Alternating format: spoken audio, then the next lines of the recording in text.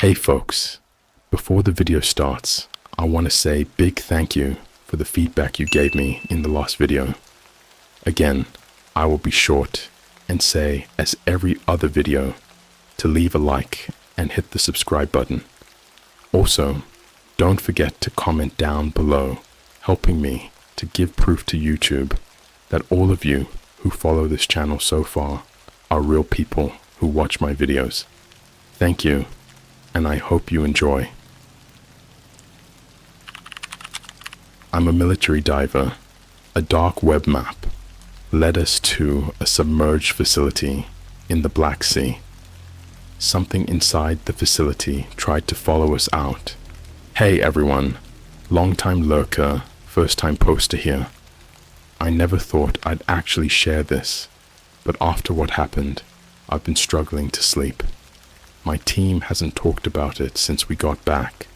Hell, I don't even know if we're allowed to talk about it, but I need to get this out of my head, or I'm going to lose it. For context, I've been a military diver for about 6 years now.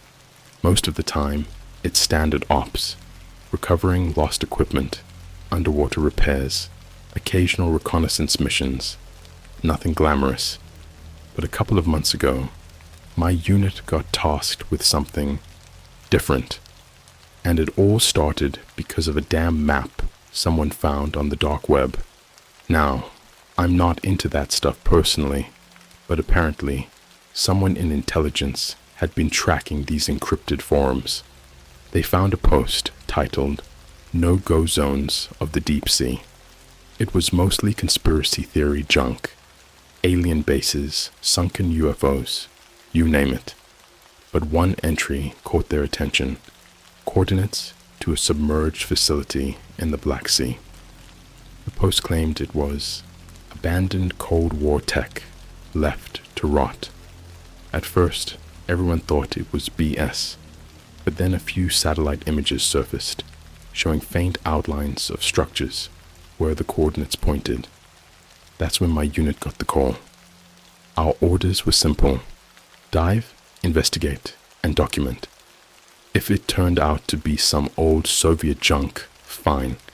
If it was a civilian hoax, even better. But what we found down there, man, I wish it had been either of those things. The mission started like any other. We boarded a small research vessel, retrofitted for military use, and set out to sea. There were 5 of us in the dive team. Me, my buddy Harris, our medic Grant, and 2 specialists, Locke and Rivera. The higher-ups didn't tell us much, which wasn't unusual.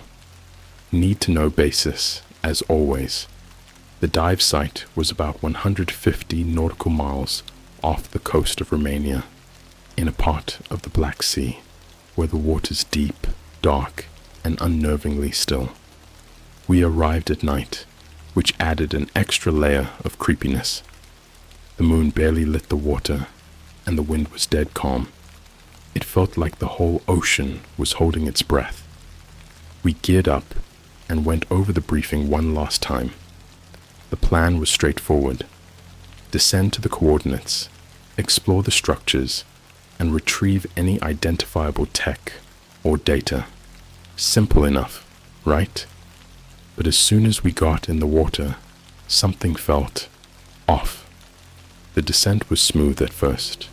The Black Sea is weird in that the deeper you go, the more lifeless it feels. Around 200 meters, there's this natural barrier called the anoxic layer. Below that, there's almost no oxygen, which means no fish, no plants, nothing. Just black, endless silence. When we hit the layer, our lights cut through the murk like flashlights in a foggy graveyard. Every so often, I'd catch a glimpse of something out of the corner of my eye, a shadow that disappeared the moment I turned to look. I chalked it up to nerves. Then we reached the coordinates, and there it was. The facility looked like a cluster of domes, partially buried in silt. Rusted metal beams jutted out at odd angles, and the whole structure was covered in this slimy, greenish-black algae. It didn't look Soviet to me. Too smooth, too modern, almost like it had been built to withstand something more than just water pressure. We split into two teams. Harris and I took the northern dome, while Locke, Rivera, and Grant headed south. The plan was to regroup in 45 minutes. The entrance to our dome was a narrow hatch, just big enough for one person to squeeze through. Harris went first, shining his light inside. "Looks clear," he said, "but it smells like arse in here." I followed him in, and immediately I knew he wasn't kidding. The air was thick with this metallic, rotting stench that made my stomach turn. We were 300 meters underwater. How the hell was there even a smell? Inside, the walls were lined with strange machinery. Not old, clunky Cold War tech, but sleek, almost futuristic. There were screens, most of them cracked, displaying static and what looked like distorted symbols. "Hey, check this out," Harris said, pointing his light at the floor. Scattered across the ground were these weird, blackened things. At first, I thought they were tools or pieces of equipment, but then I noticed the shapes. Arms, legs, twisted torsos. They weren't human, at least not entirely. "What the hell is this place?" I whispered, my voice sounding too loud in the confined space. Harris didn't answer. He was staring at one of the screens, his light trembling slightly. "Yo, Harris, you good?" I asked. He shook his head and pointed. On the screen was a live feed, not static, not a recording, but a real-time image of us. Someone, or something, was watching us from inside the facility. That's when we heard the first sound. It was faint at first, like a low hum, but it quickly grew louder. It wasn't mechanical, and it definitely wasn't water movement. It sounded almost organic, like the moaning of something huge and alive, vibrating through the walls. "Time to go," Harris muttered. I didn't argue. We radioed the others, but all we got back was static. We made it back to the rendezvous point, but the other team wasn't there. We waited 5 minutes, then 10. I was about to suggest we go looking for them when Harris grabbed my arm. "Shut your light off," he whispered. "What? Why?" "Just do it." I killed my light, and we floated in darkness. That's when I saw it, a faint greenish glow, moving through the water like a snake. It wasn't a fish or a diver.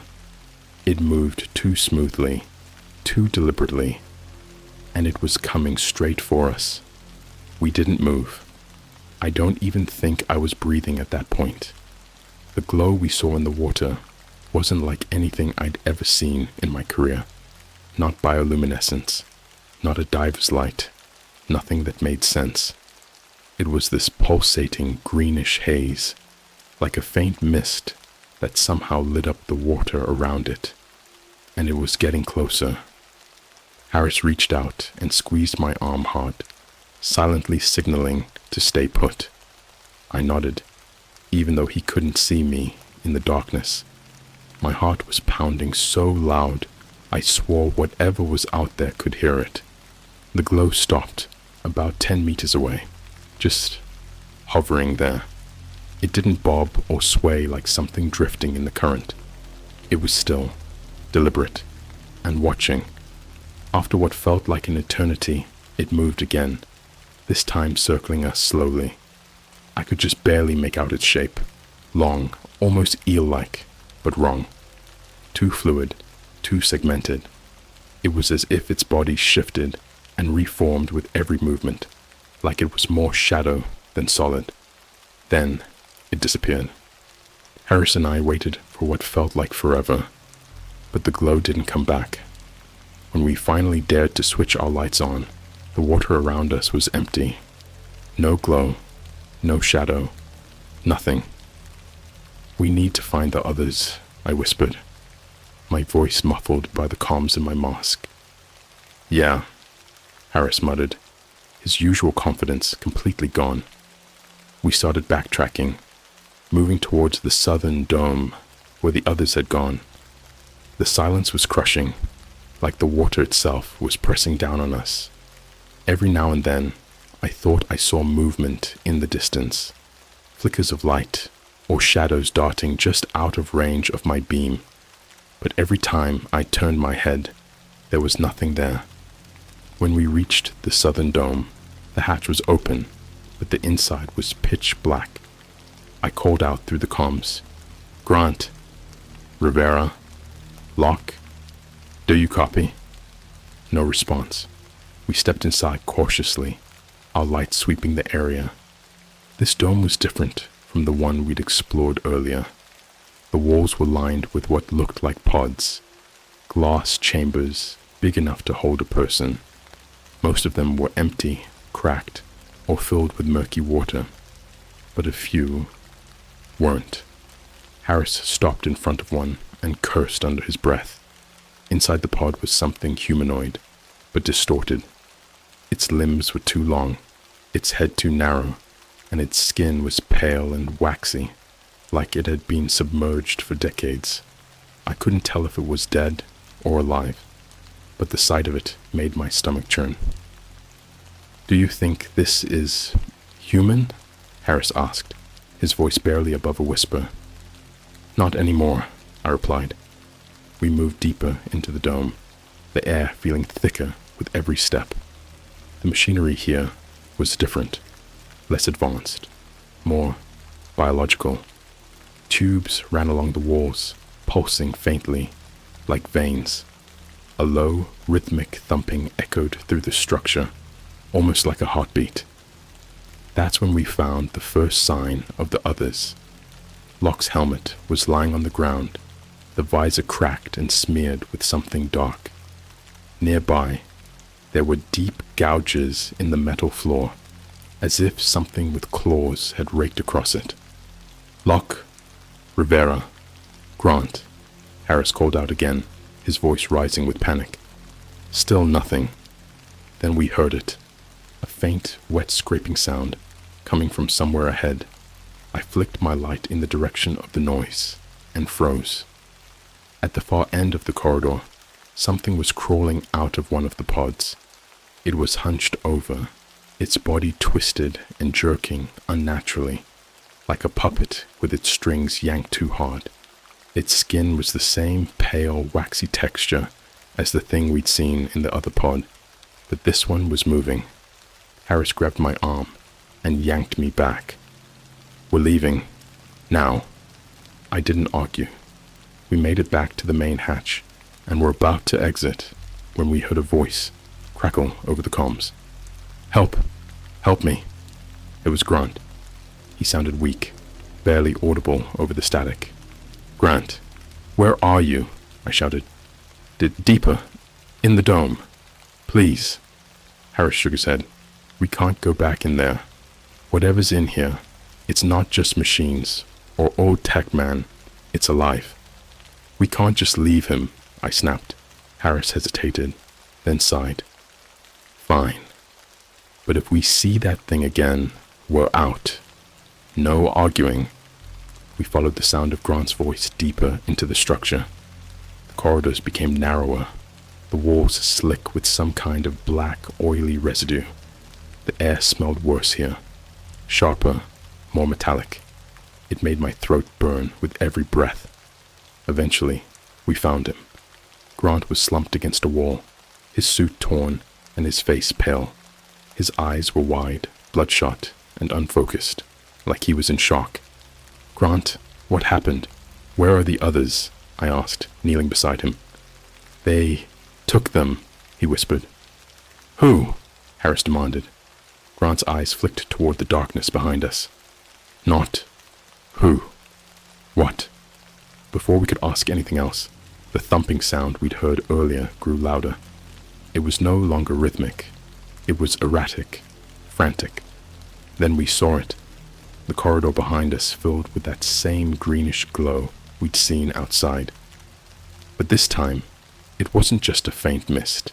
It was a towering, shifting mass, its form constantly changing. One moment a tangle of limbs, the next a writhing column of shadow. It moved with terrifying speed, surging toward us like a tidal wave of pure nightmare. "Go! Go!" Harris shouted, pulling Grant to his feet. We ran, or swam, or scrambled. I don't even know anymore. The corridors seemed to twist and shift around us, like the facility itself was alive and trying to trap us. When we finally reached the main hatch, Harris shoved it open and pushed Grant through. I was right behind them, but just as I was about to exit, I felt something brush against my leg. I turned my light downward and saw a hand, long, skeletal, and impossibly cold, gripping my ankle. I kicked out as hard as I could, and the hand let go, retreating into the darkness. But I swear I could feel it watching me as I climbed through the hatch. When we got back to the surface, the rest of the team was waiting for us on the boat. They tried to ask what had happened, but none of us could speak.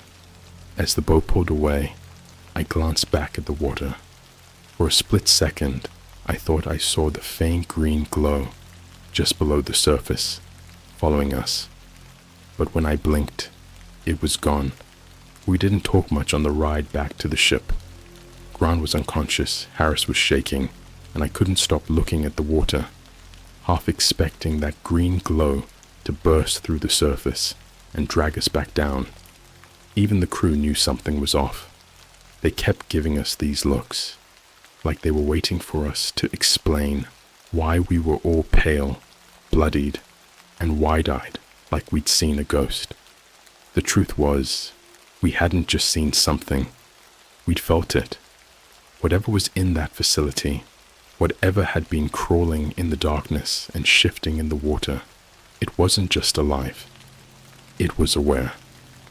Back on the ship, things didn't get better.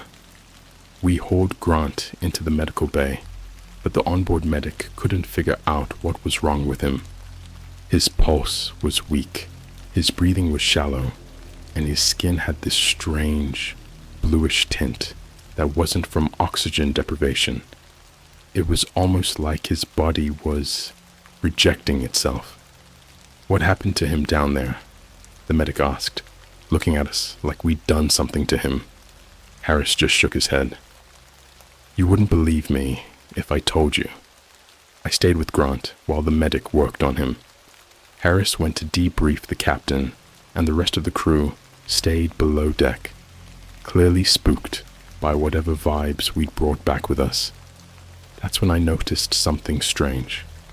Grant's helmet, which we'd left on the counter, was still covered in that black, oily residue from the facility. But it wasn't just sitting there, it was moving. At first, I thought it was a trick of the light, but as I leaned in closer, I saw it for what it was. The residue was shifting, spreading across the helmet like it was alive. Tiny tendrils of black were creeping along the edges, curling and uncurling like they were searching for something. I grabbed a rag and tried to wipe it off, but the second I touched it, I felt this sharp, electric jolt shoot up my arm. I dropped the rag and staggered back, my hand tingling like I'd just stuck it in a live socket. "What the hell?" I muttered, staring at my palm. The residue was gone. No stain, no burn, nothing, but I could still feel it, like it had sunk beneath my skin and was crawling through my veins. Later that night, Harris and I met in the mess hall to figure out our next move. Neither of us had any appetite, but we needed the space to talk, without the crew listening in. "What did the captain say?" I asked. "Same thing they always say," Harris replied, rubbing his temples. "Write a report, file it with command, and don't ask questions. Like that's gonna fix anything." "What about the others? Locke and Rivera?"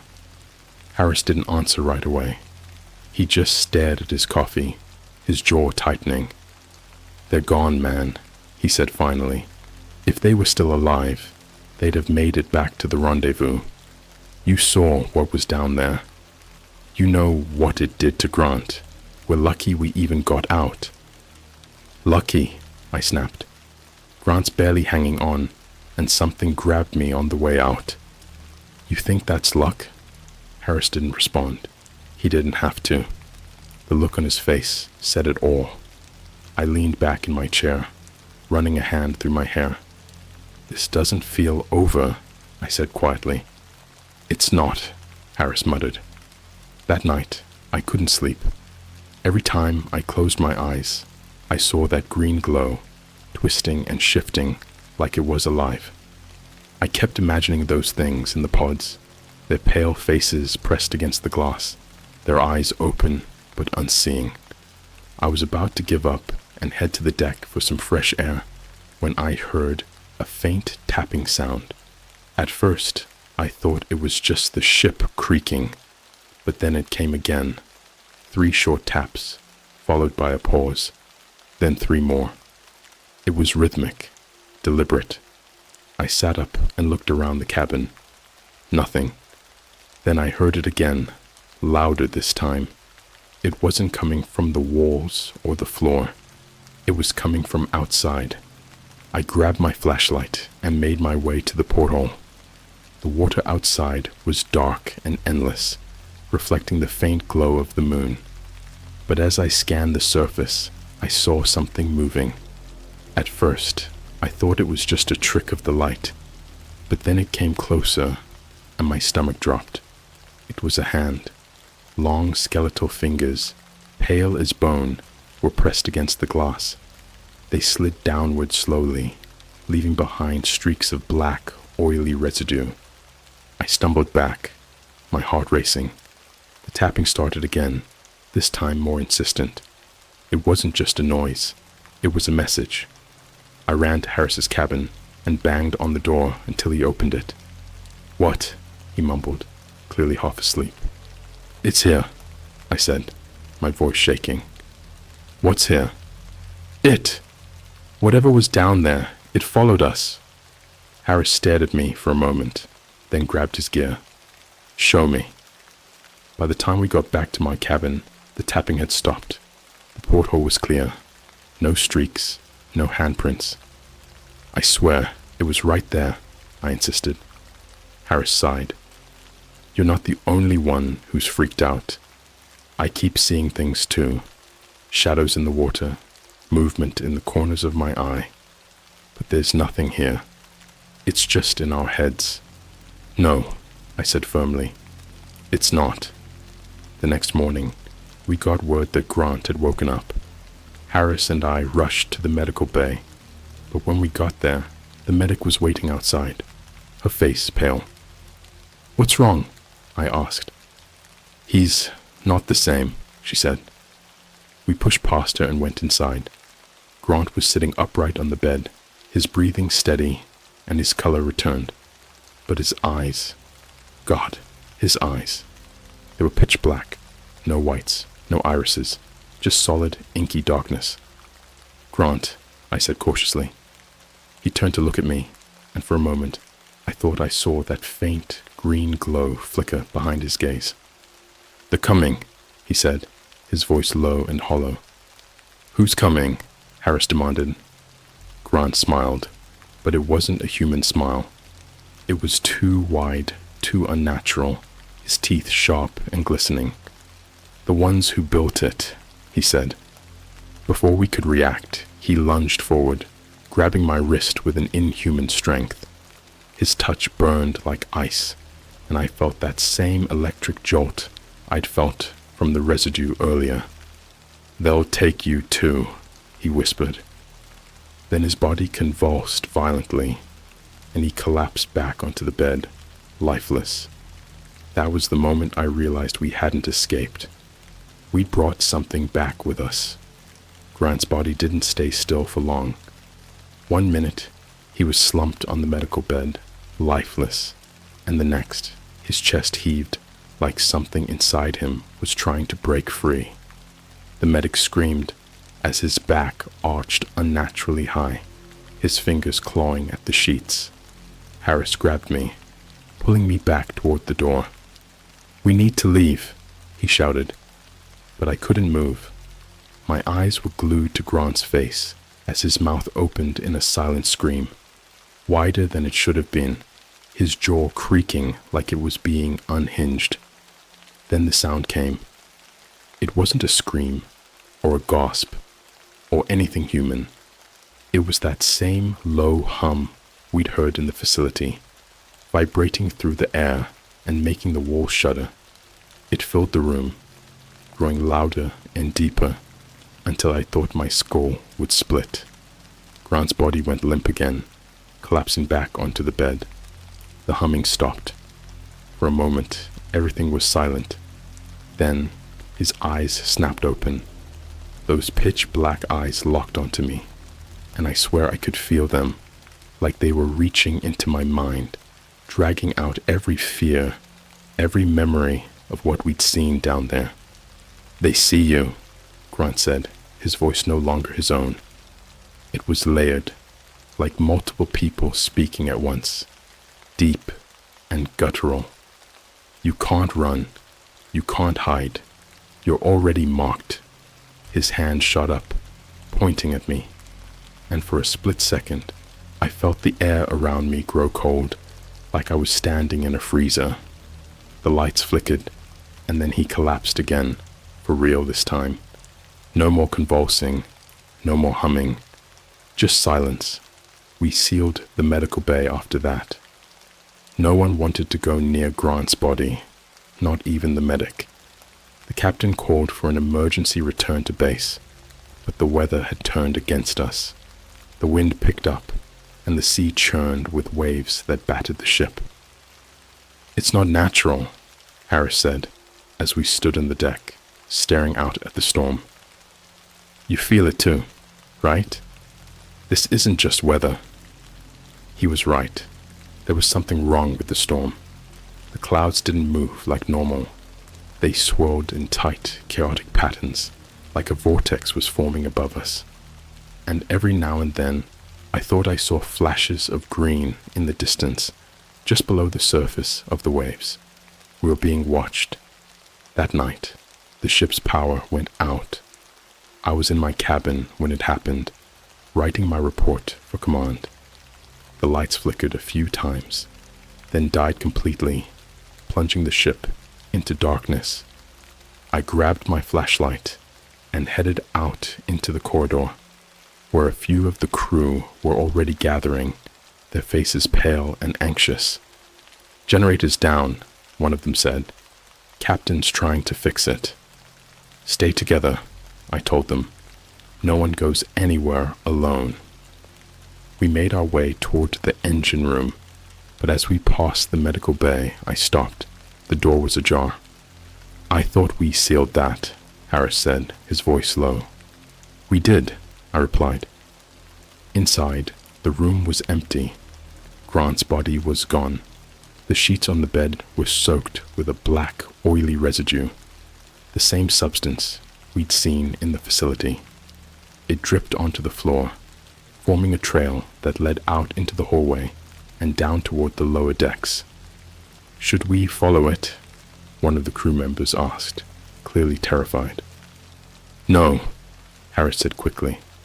"We stay above deck. Whatever that thing is, we're not chasing it into the dark." But deep down, I knew it didn't matter where we went. It was already here with us. The rest of the crew was on edge. People started seeing things. Shadows moving where there shouldn't be shadows. Whispers echoing down empty corridors. One of the crew swore he heard tapping on the hull, like something was trying to get in.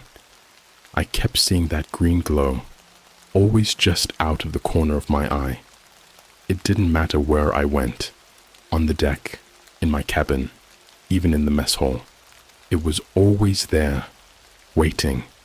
By the time the captain got the generator running again, half the crew was refusing to leave their quarters. I couldn't blame them. The ship felt wrong, like the air itself was heavier, pressing down on us. That's when Harris came to me with a plan. "We need to sink the helmet," he said. "What?" "The helmet. The residue. That's what's linking it to us. I don't know how, but it's carrying something from that place. We need to get rid of it. Sink it, burn it, whatever it takes." "Even if that works, it's not just the helmet," I argued. "It's Grant. It's whatever touched me in the water. We're all connected to it now." "Then we sever the connection," Harris insisted. "If we don't do something, it's going to kill us all." We gathered the helmet and the rag I'd used to try and clean it earlier. Both were still coated in the black residue, which seemed to pulse faintly under the flashlight's beam, like it was alive. The storm outside had gotten worse, but we didn't have a choice. Harris and I suited up and prepared to drop the helmet overboard. As soon as we stepped onto the deck, the wind hit us like a freight train. The waves were massive, crashing against the hull and spraying us with freezing seawater. The air crackled with electricity, and that swirling vortex of clouds above us seemed to glow faintly green, like the storm itself was alive. We reached the edge of the deck and looked down into the churning water. "Ready?" Harris shouted over the wind. I nodded, gripping the helmet tightly, but just as I was about to throw it overboard, I felt something grab my wrist. I turned, expecting to see Harris, but he was a few feet away, staring at me in horror. The thing holding my wrist wasn't human. It was long and thin, its skin pale and slick with water. Its fingers were unnaturally long, wrapping around my arm like a vice. I tried to pull away, but its grip was impossibly strong. Then it started to climb up onto the deck. The rest of its body emerged from the water in one fluid motion, like it was made of liquid and shadow. Its face, or what I assumed was its face, was a featureless mask of pale flesh, except for two deep black voids where its eyes should have been. Harris yelled something, but I couldn't hear him over the wind and the pounding of my own heart. The creature reached for the helmet, its fingers trembling as if it was desperate to take it. Without thinking, I hurled the helmet into the sea. It disappeared into the waves, and for a moment, everything went still. Then the creature turned its head toward me, and I felt a cold, piercing dread, unlike anything I'd ever known. "You can't escape," it whispered, its voice like the echo of a dying breath. And then it was gone, sinking back into the water as if it had never been there. We thought it was over. We thought we'd severed the connection. But as we stood there on the deck, staring into the storm, I noticed something. The green glow was still there, swirling beneath the waves, growing brighter, and it was getting closer. The glow beneath the waves wasn't just closer, it was rising. The way it moved, swirling and pulsating, reminded me of a living thing, but far too massive to comprehend. It wasn't just water lighting up. This was something coming to the surface, something huge. Harris grabbed my arm, snapping me out of the trance. "We have to get inside, now." The wind howled, and the ship groaned under the force of the storm. Waves slammed against the hull, sending icy spray into the air. But the glow kept coming, brighter and brighter, until the entire deck was bathed in an eerie greenish light. I turned to follow Harris, but the ship lurched violently. My feet slipped out from under me, and I hit the deck hard. My head spun, but through the chaos, I saw it. The water around the ship had started to bubble, like it was boiling, and then slowly, something broke the surface. At first, it looked like a massive metallic dome, sleek and covered in that same black, pulsing residue we'd seen in the facility. But as it rose higher, I realized it wasn't metal at all. It was flesh. The structure No, the thing towered over the ship, its surface glistening and shifting as if it were alive. Dozens of tendrils extended from its base, slithering through the water like roots searching for prey. And at its center, a massive, lidless eye glared down at us, its green glow piercing through the storm. I scrambled to my feet, my heart racing. What the hell is that? It's from the facility, Harris shouted, his voice barely audible over the storm. It followed us. One of the tendrils lashed out, slamming against the deck and tearing through the metal like it was paper. The ship lurched again, and I nearly went overboard. Harris grabbed my hand, pulling me back. We can't fight this. We need to abandon ship. We won't make it, I shouted back. Not in this storm.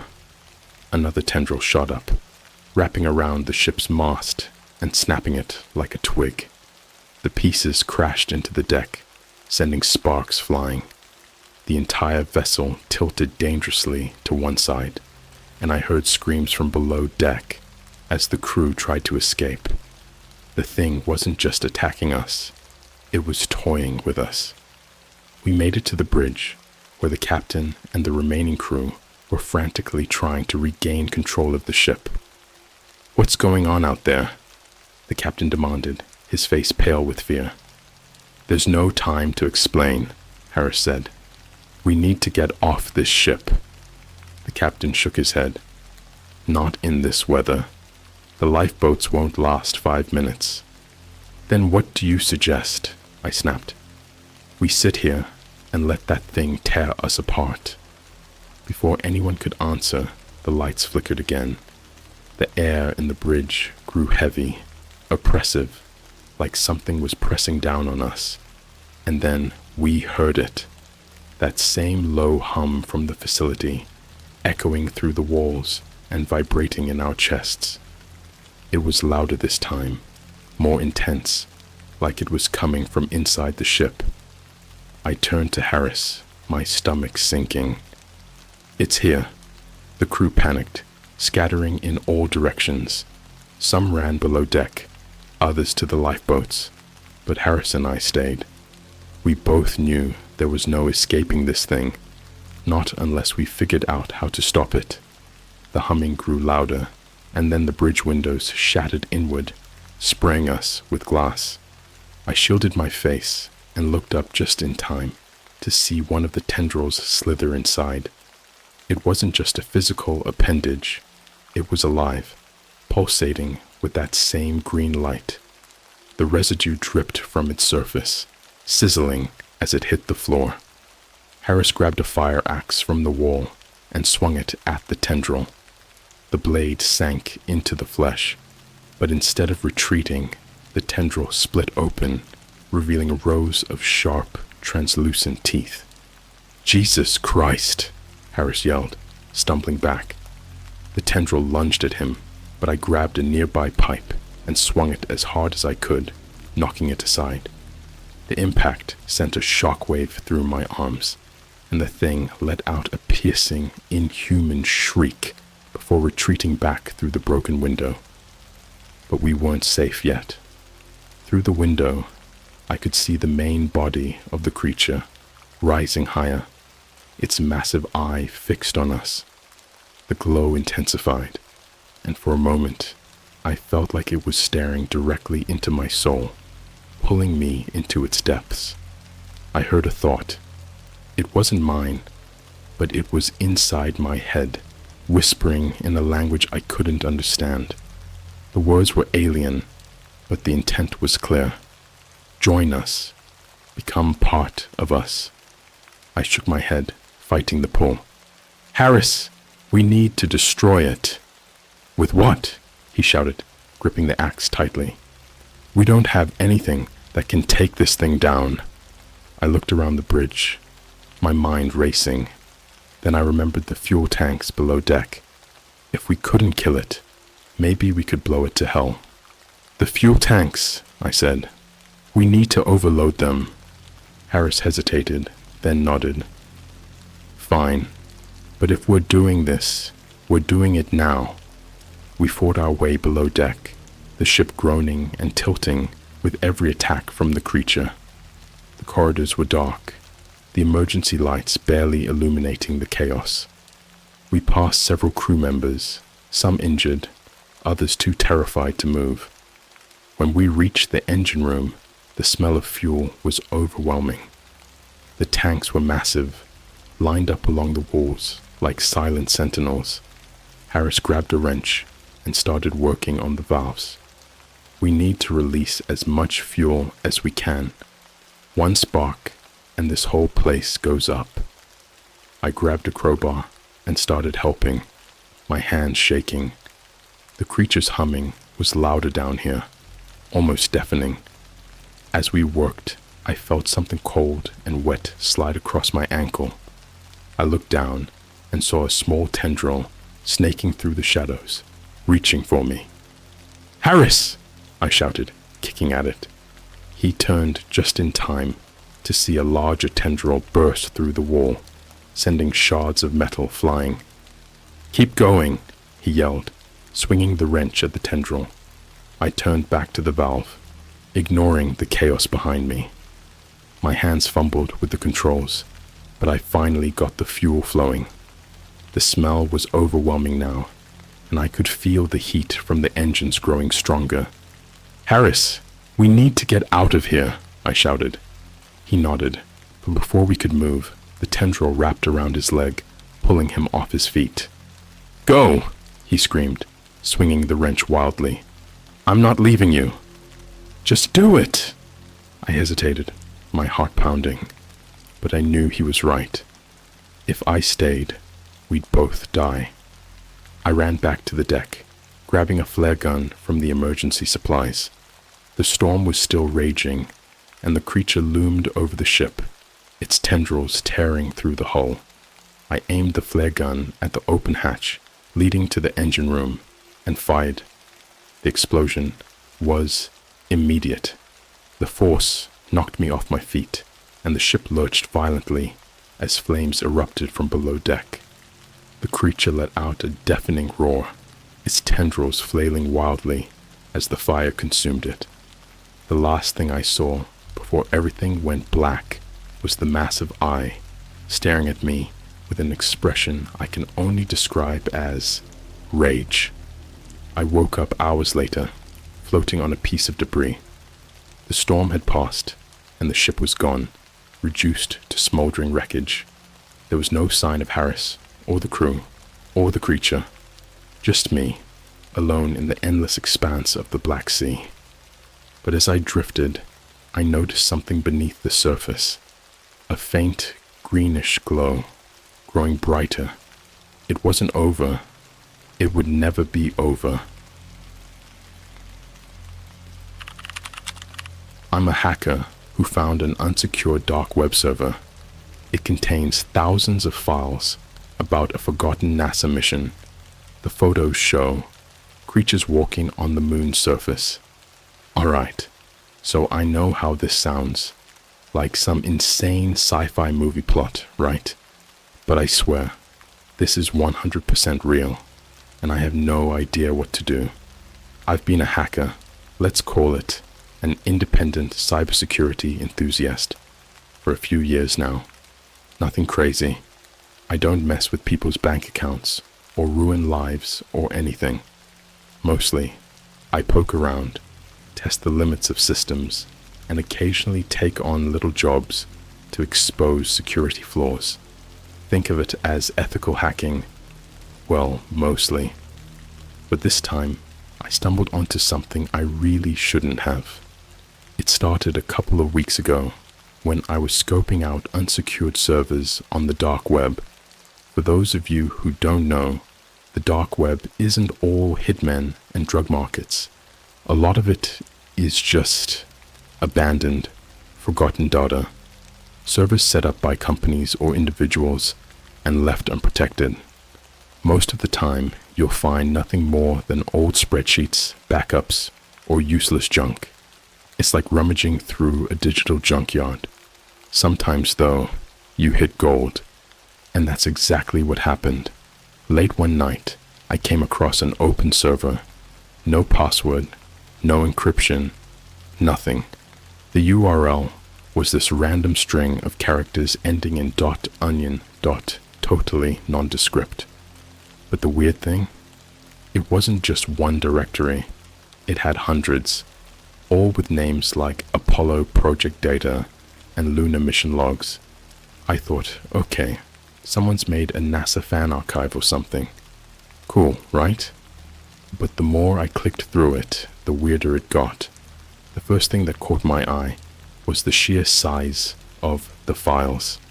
We're talking terabytes of data. Some were documents, some were audio recordings, but most were images.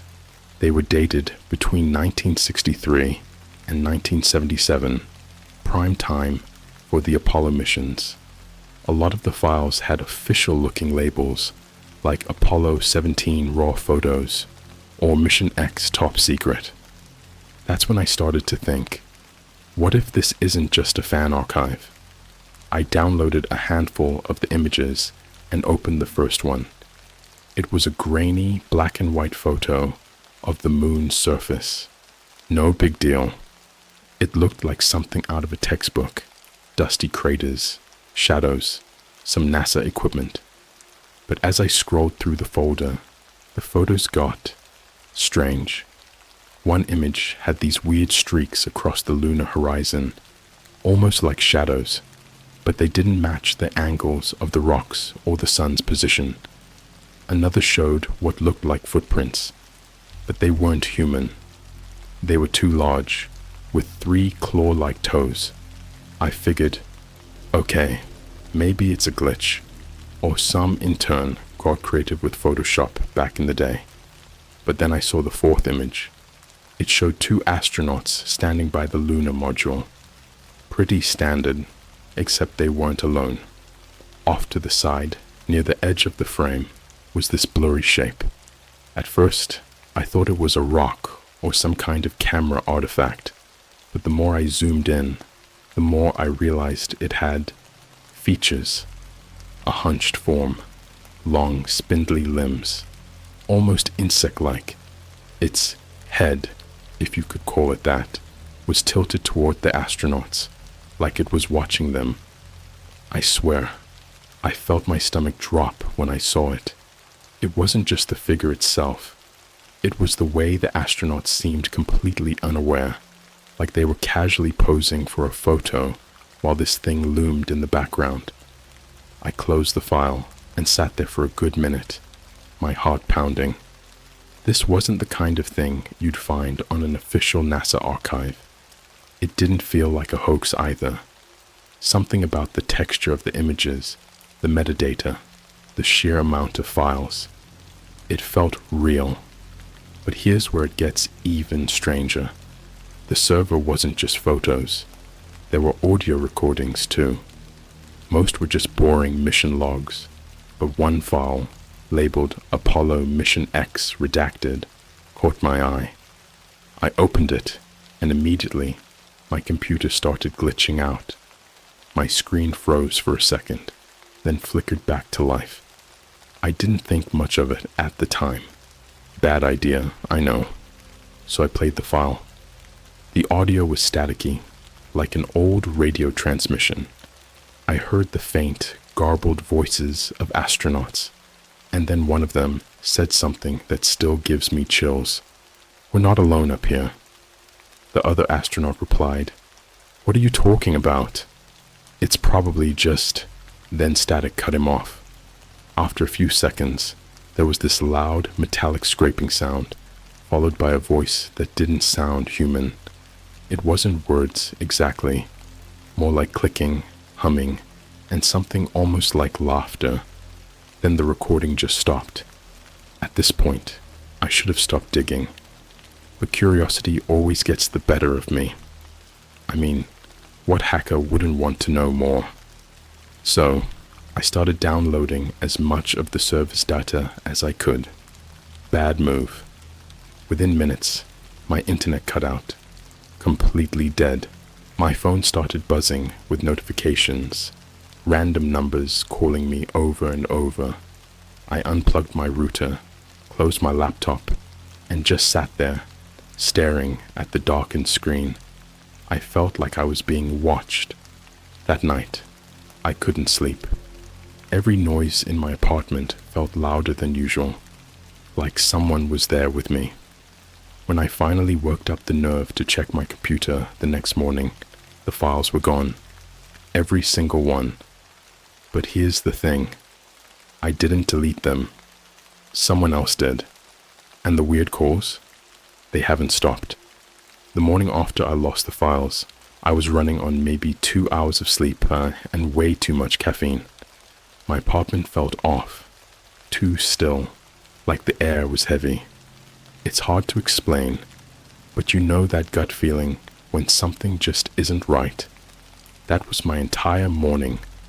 The first thing I did was boot up my laptop. Of course, everything from the server was wiped clean. No photos, no audio files, not even the metadata. It was like they'd never been there. But that's not what freaked me out the most. What really got me was the fact that my entire hard drive had been scrubbed. Every file I'd ever downloaded, every program, every trace of my work, it was all gone.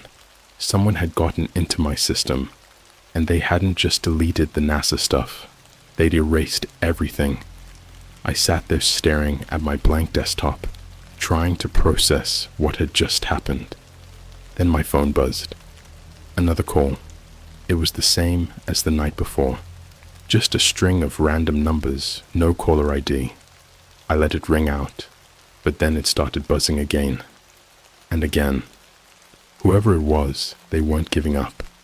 So, against my better judgment, I answered. Hello? My voice came out shaky, even though I was trying to sound annoyed. For a few seconds, there was nothing but static. Then, faintly, I heard something, or someone, on the other end. It was a man's voice, low and monotone, speaking in short, clipped phrases. "You shouldn't have looked," he said. I froze. "Who is this?" "You shouldn't have looked," the voice repeated, slower this time. There was something mechanical about it, like it wasn't entirely human. Before I could say anything else, the line went dead. I stared at the phone, my hand trembling. I felt like I'd just been punched in the chest. This wasn't some random prank call. Whoever it was, they knew exactly what I'd done, and they were making it clear that I'd crossed a line. At this point, I should have called someone. Maybe the police, maybe a cybersecurity expert. But what was I supposed to say? "Hi, I think I hacked into a secret NASA archive, and now someone's erasing my files and calling me from spooky numbers." Yeah, that would go over well. So instead, I did what any idiot in my position would do. I tried to fix it myself. I pulled out an old external drive, a cheap one I hadn't used in years, and plugged it into my laptop. If they'd wiped my hard drive remotely, maybe they hadn't touched my backups. And sure enough, as I started scanning the drive, I found something. The files weren't there, but there was something else. A hidden folder, buried deep in the drive. It didn't have a name, just a random string of numbers, like the server URL. Inside were 3 files, 1 text document, and 2 more images. The text file was named Read Me. I opened it and my blood went cold. The message was short and direct. "We are watching. Stop digging. This is your only warning." Beneath it, there was a single line of code, something I didn't recognize.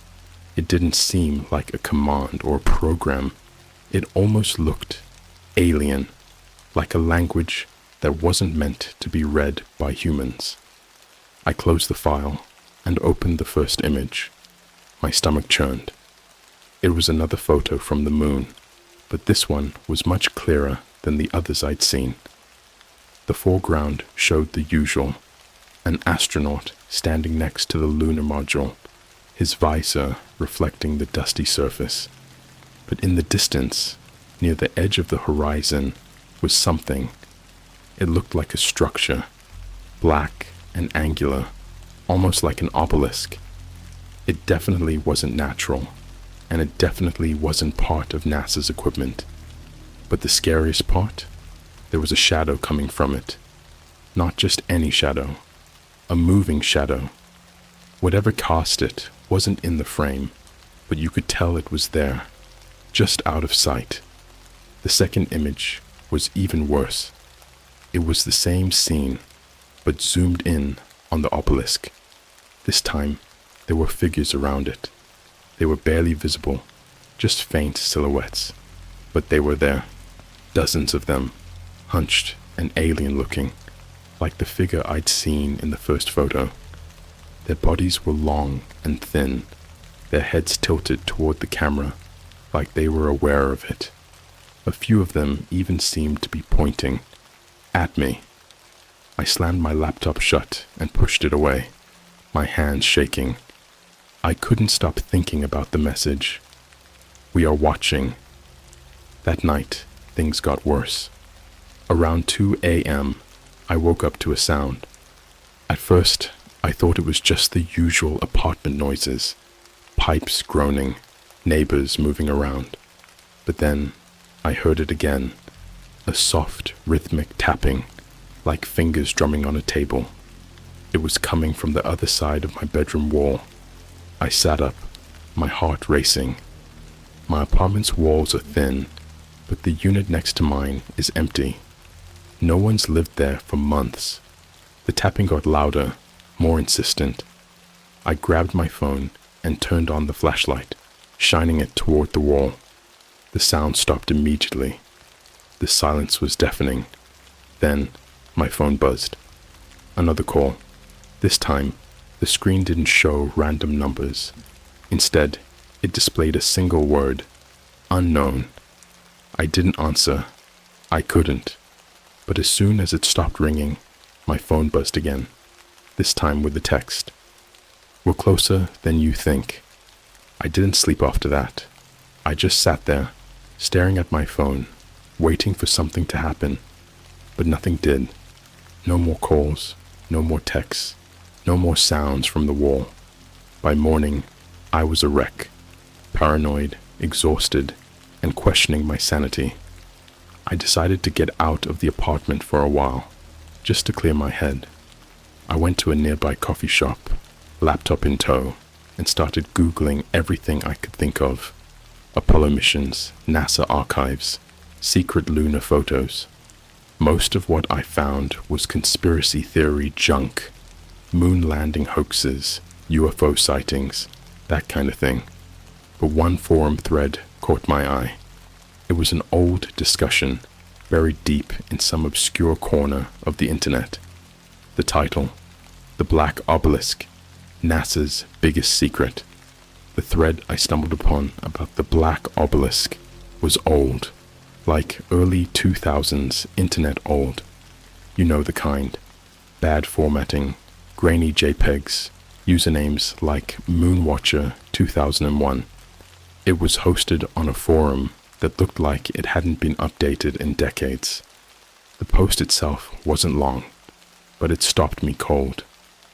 The original poster wrote about classified lunar anomalies supposedly discovered during the Apollo missions. Most of it sounded like typical conspiracy theory garbage, claims that NASA covered up evidence of alien life, that certain missions were scrubbed from history. But then they mentioned something that made my skin crawl, the Black Obelisk. According to the post, several Apollo missions reported strange, black, geometric structures on the moon. The structures weren't natural formations. They were too precise, too smooth. And here's the kicker. The astronauts who reported seeing them never made it back to Earth. The missions were lost, written off as tragic accidents. There wasn't much else in the thread, just a few blurry images that looked like they were photocopied 100 times before being uploaded. None of them were clear enough to prove anything, but they all showed the same thing: shadowy obelisks against the lunar horizon.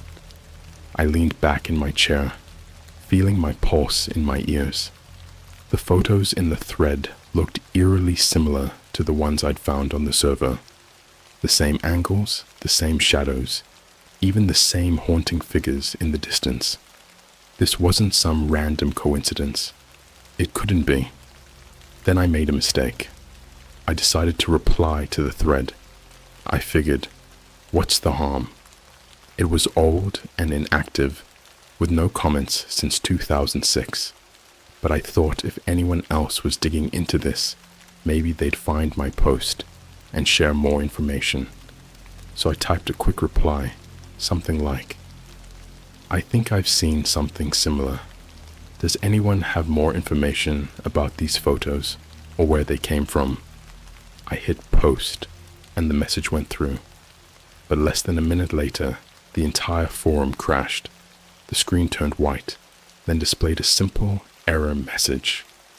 This page no longer exists. It felt like someone had been watching me in real time, waiting for me to engage. And as soon as I did, they pulled the plug. My stomach sank. This wasn't just a conspiracy theory anymore. Whatever this was, it was being actively suppressed. I closed my laptop and left the coffee shop, trying to shake the feeling that I was being watched. As I walked home, I kept glancing over my shoulder. Nothing seemed out of place, but the paranoia was impossible to ignore. Every car that passed, every pedestrian on the street, they all felt like potential threats. When I finally got back to my apartment, the unease didn't go away. If anything, it got worse. The first thing I noticed was the door. It was unlocked. I know for a fact I locked it before I left. I double-checked, like I always do. But now, it was slightly ajar, just enough for me to notice. I stood there for a moment, staring at the door, debating whether to go in or call someone. My curiosity, stupid as ever, won out. I pushed the door open and stepped inside.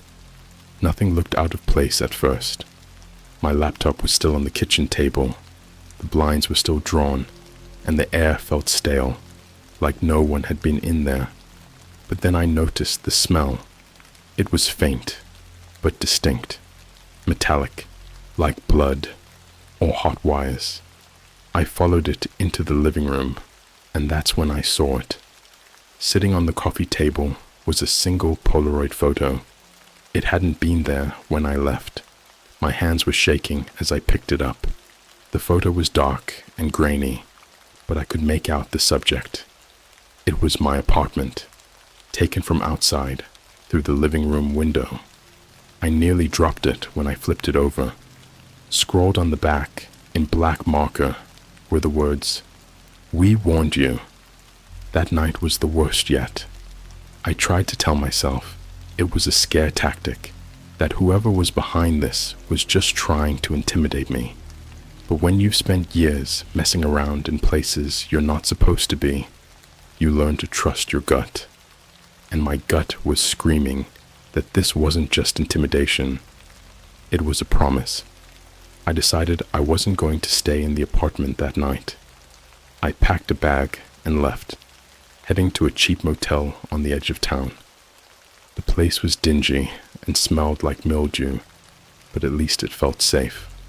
Or safer, anyway. I spent hours lying on the bed, staring at the ceiling, listening to the hum of the air conditioner. Every time I closed my eyes, I saw those figures from the photos, the way they seemed to tilt their heads, like they were looking directly at me. Eventually, exhaustion won out, and I drifted off. But my sleep didn't last long. Around 3 a.m., I woke up to the sound of my phone buzzing on the nightstand. Another call. This time, the caller ID didn't say unknown. It displayed a single character, X. I stared at it, my chest tightening. Against my better judgment, I answered. "Who is this?" I said, my voice barely above a whisper. There was a pause. Then, in the same distorted, monotone voice I'd heard before, the caller said, "They're here." My blood ran cold. "Who's here?" I demanded, but the line went dead. I didn't sleep for the rest of the night. When the sun finally came up, I checked out of the motel and drove aimlessly, trying to figure out my next move. I couldn't go home. I couldn't trust my devices, and I couldn't shake the feeling that I was being watched closely. At some point, I pulled into a gas station to grab some water and clear my head. As I stood by the cooler, my phone buzzed again. This time, it was a text. It said, "Look outside." My heart was pounding as I walked to the window. At first, I didn't see anything unusual. Just cars, people going about their day. But then I noticed it. A black van parked across the lot. Its windows tinted so dark I couldn't see inside. The engine was running. I didn't go back to my car. I didn't even leave through the front door.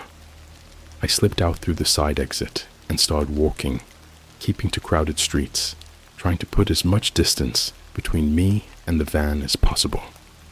But no matter where I went, I couldn't shake the feeling that someone was right behind me. And the worst part? I'm starting to think they're not just human.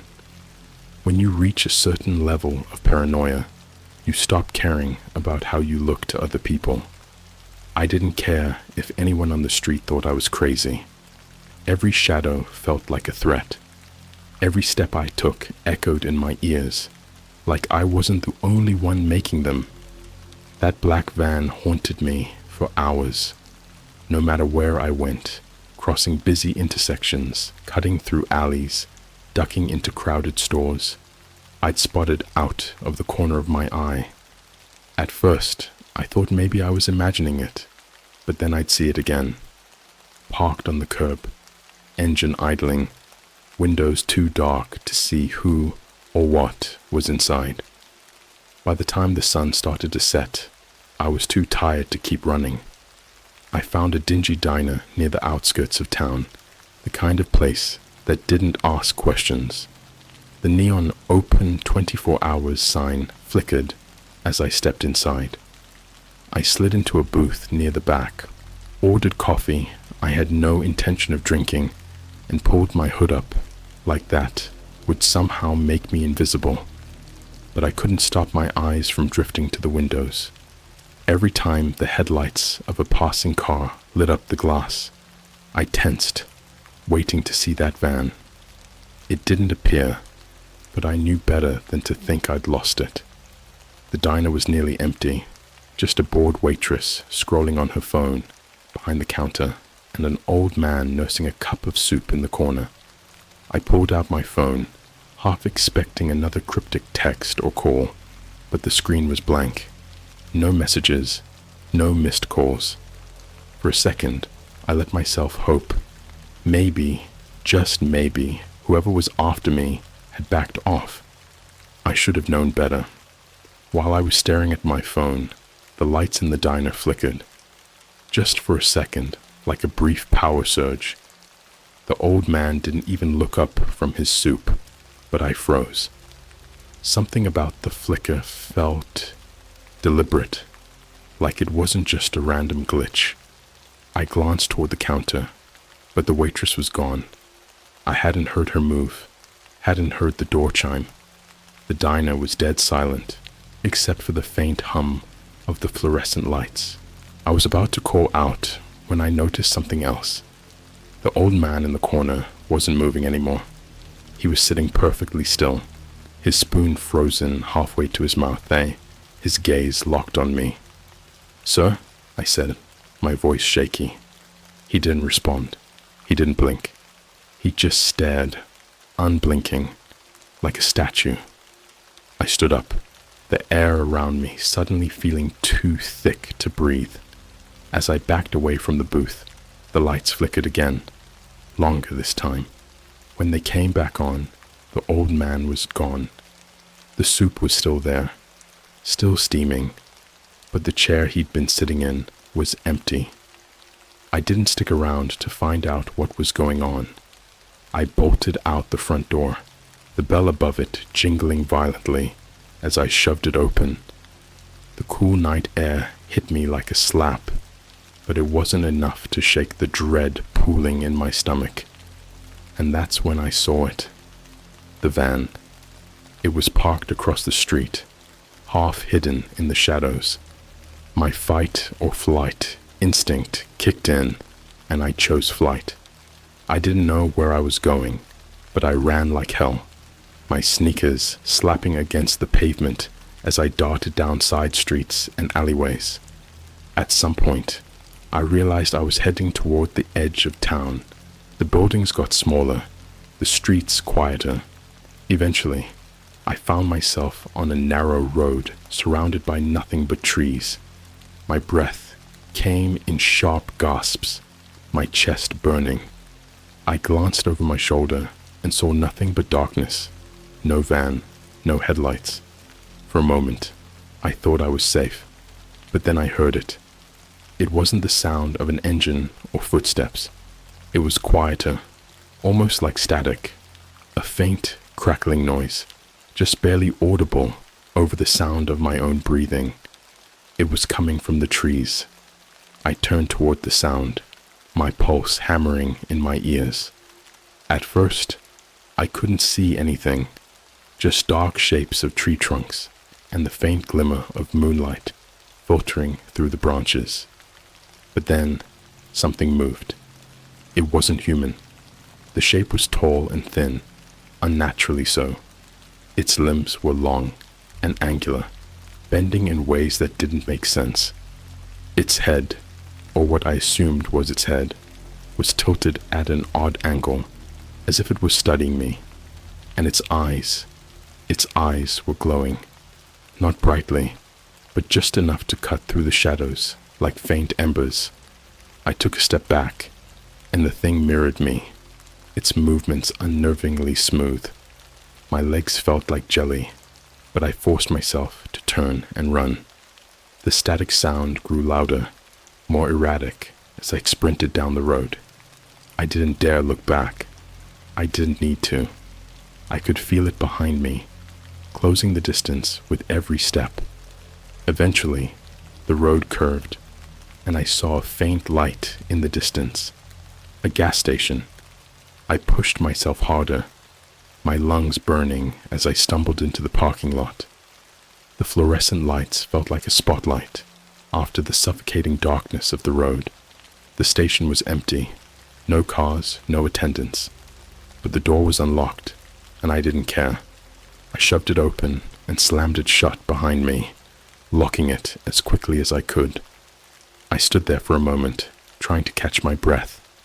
The static noise was gone, but my ears were ringing. I peeked out the window, half expecting to see that thing standing in the lot.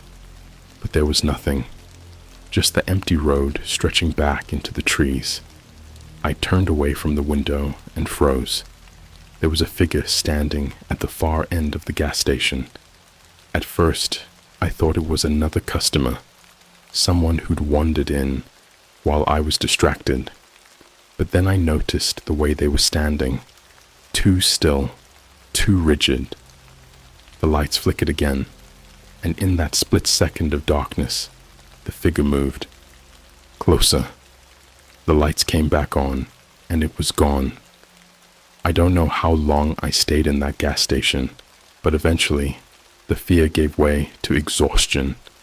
When the sun started to rise, I slipped out the back door and started walking, avoiding the main roads, sticking to the shadows.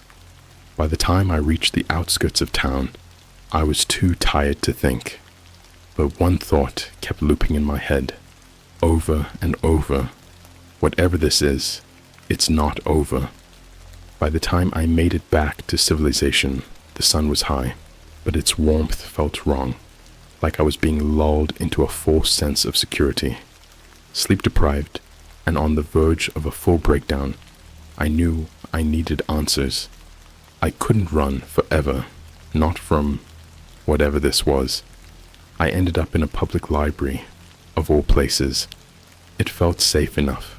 Neutral ground, lots of people, no black vans in sight. I logged onto a public computer and started searching for anything that might help me piece this together. But every keyword, every lead I tried, led to dead ends or scrubbed pages. It was like the entire internet had been sanitized. Then I remembered the forum thread about the black obelisk. It was gone now, erased in real time after I'd posted on it, but the Wayback Machine had saved me in the past. Desperate, I searched for an archived version, and I found one. The archived version of the thread was incomplete. Chunks of text were missing, and most of the images were broken links. But one user comment remained, one I hadn't seen before. It was short, cryptic, and chilling. The obelisk isn't just an object, it sees you.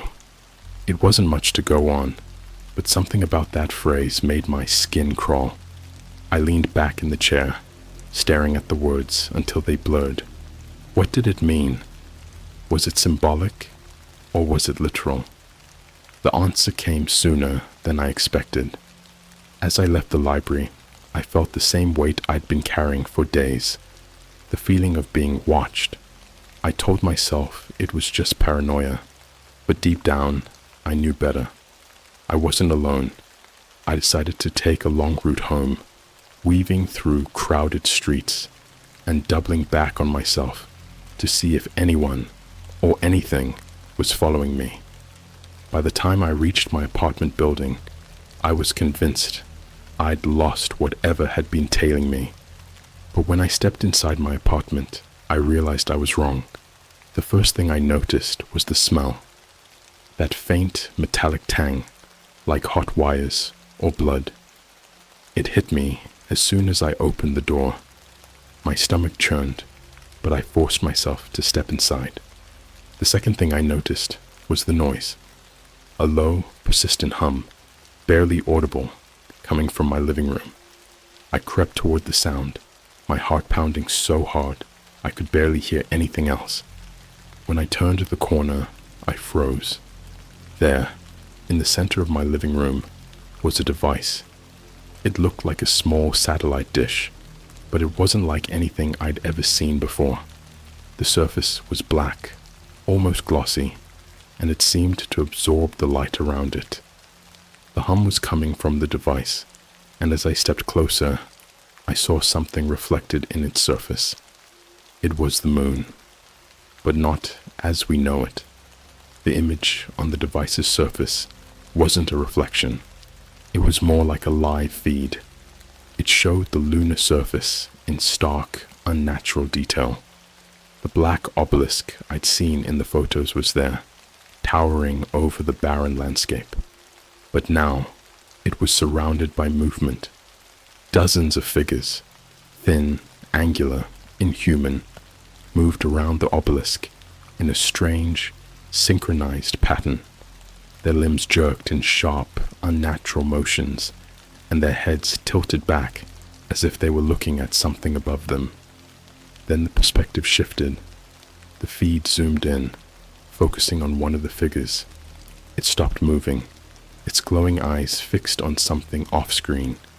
Slowly, it turned its head, and I felt my stomach drop.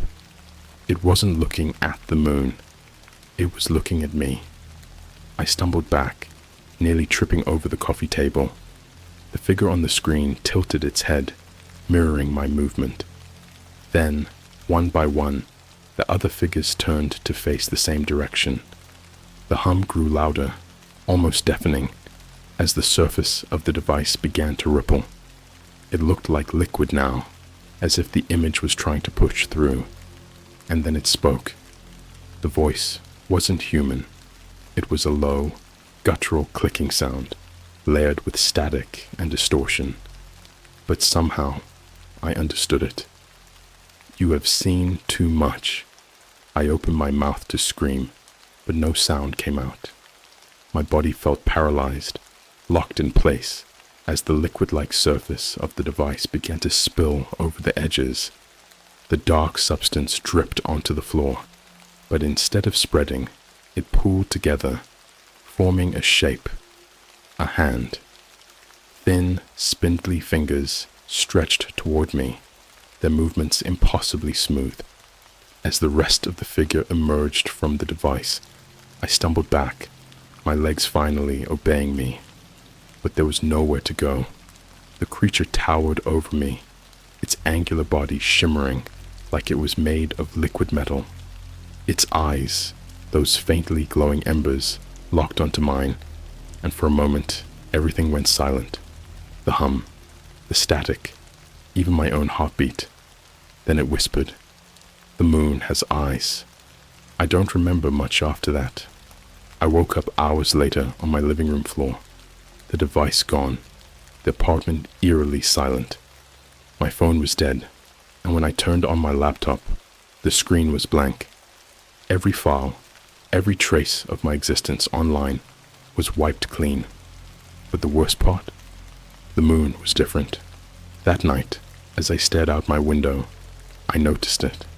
The surface of the moon, usually so still and lifeless, seemed to shift, just slightly, like it was watching me. And I swear, if I stare long enough, I can see them. The figures, standing at the edge of the horizon, their glowing eyes fixed on Earth. I haven't told anyone else about this.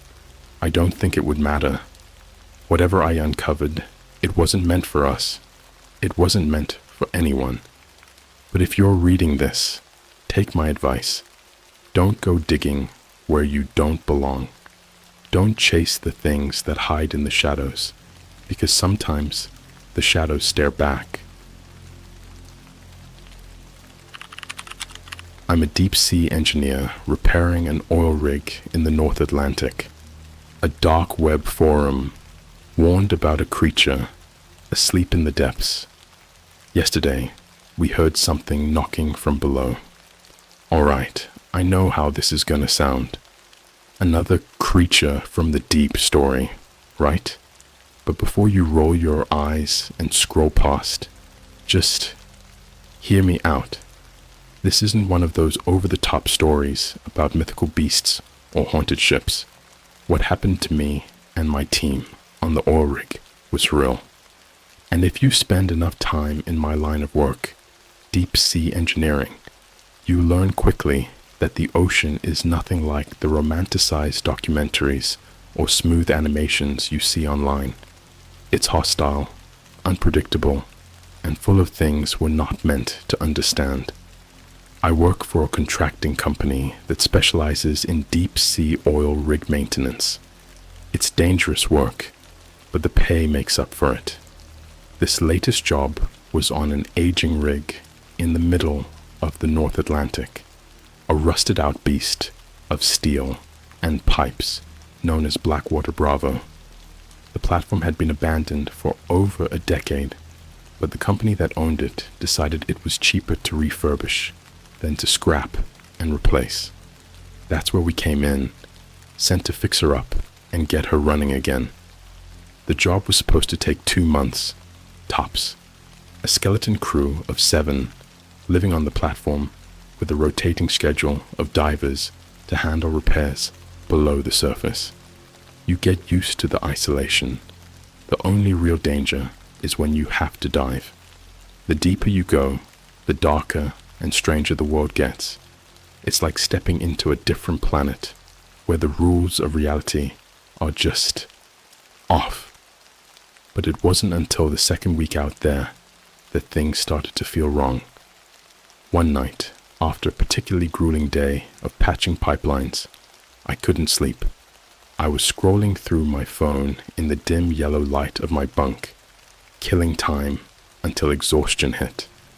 The internet connection out there was spotty at best, but somehow I ended up on one of those shady forums, you know the type, where people trade conspiracy theories and urban legends.